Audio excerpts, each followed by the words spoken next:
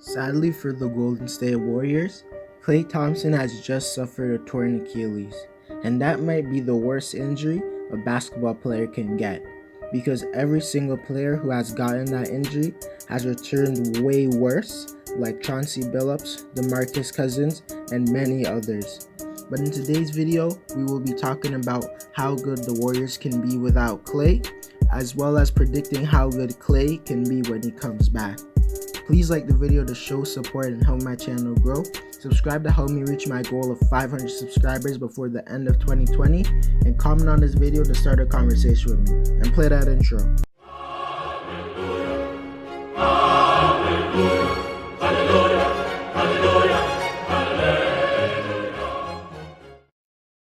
Prior to Klay's injury, the Warriors were seen as a team that could legitimately win the championship, because the thought was a team of the two best shooters in history, along with some solid role players like Andrew Wiggins, Draymond, and James Wiseman, could beat any team in the league in a series. But now that you take Klay out of that equation, they are way worse. The Warriors had also acquired Kelly Oubre for a first-round pick.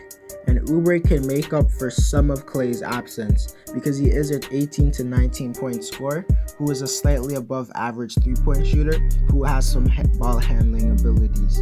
And although Oubre is a really good player, he can't make up for Klay's production because you would be going from an amazing shooter to a slightly above average one, which is way worse floor spacing. And also, an underrated part about Klay's game is how good he is on defense. Because with Klay, the Warriors were still looking like a bad perimeter defending team. But now, they will have to depend on guys like Oubre or Wiggins to guard the good perimeter players in the West, like Kawhi, LeBron, Luka, Dame, and others. The Warriors could be one of the worst defensive teams in the league, because Steph is not a good defender, and neither is Wiggins. Draymond is good, but he's not Defensive Player of the Year Draymond. And in the paint, they will be depending on an unexperienced rookie in James Wiseman to protect the rim. And on offense, the Warriors won't be terrible, because when you have Steph Curry on your team, you can never be too bad on offense, due to him being the most impactful offensive player in history, due to his off-ball moving, 3-point range, combined with how good he is when he just has the ball in his hands. They also have Wiggins, who was an efficient 20 points per game scorer last year, which would be great if he wasn't a ball stopper and an unreliable shooter. Kelly Oubre, as I said, is a solid scorer and floor spacer, and Draymond has been a very bad offensive player the last few years, with him being a bad shooter and him losing athleticism, so he can't blow by slower players as easily. We don't know how good Wiseman will be and whether he will be a reliable option or not on offense. And off the bench, their best players are Eric Pascal and Kent Bazemore. And I think those guys can be solid, but not game changers. And the thing people have been wondering is whether Steph could win the MVP, due to the belief that we will see the best version of him since KD isn't here. And now that Klay's injured, I think he is more likely and less likely for him to win the MVP at the same time.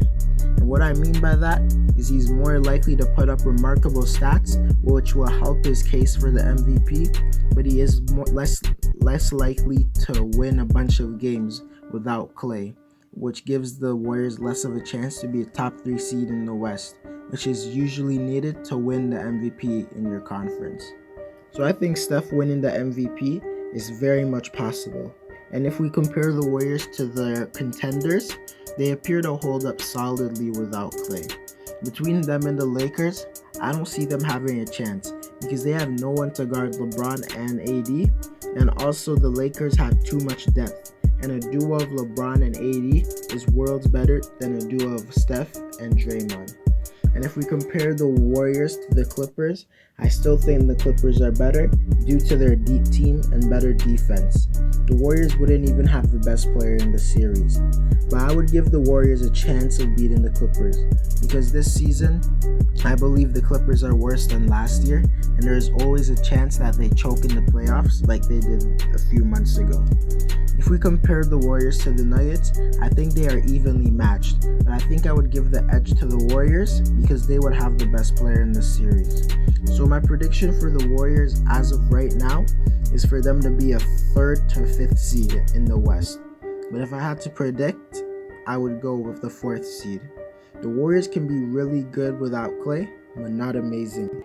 Anyways guys, that's it for the video. Please like the video to help my channel grow and show support. Subscribe to help me reach 500 subscribers before the end of 2020. And comment on this video to start a conversation with me. Also check these 2 videos up above if you like this one. And I'm out.